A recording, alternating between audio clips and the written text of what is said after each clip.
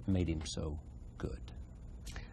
Well, I think for one thing, you know, you go to movies to be involved in the picture, to get a sense. I want to lose myself up in that screen for a few hours, and in a sense, know what it's like to be human, in a way.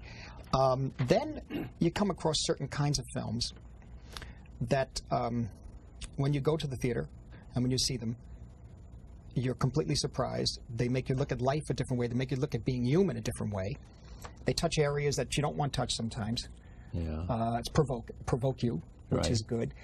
And then there's that rarest of films where, when you see it continually over years, 10, 15, 20, 30, 40 years, you still see more in it.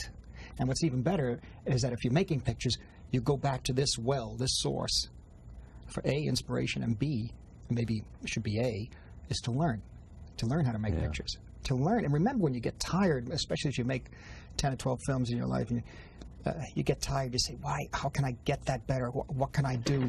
You look at that source, you look at that inspiration, you say, well, Kubrick wouldn't let it stay this way. Yeah. He would have changed that angle. He would have worked it out. He would have tried to figure out getting more time to shoot the scene this way or that way. He would have really seen it through to its end. And for that inspiration, I must say, it's looking at his films. And there's many ways I look at his films besides on a big screen. I like watching them on television. I like watching with the sound off, so I can see the rhythm. You do that? Watching with the sound off. Sometimes you can see the rhythm of the cutting and the camera moves.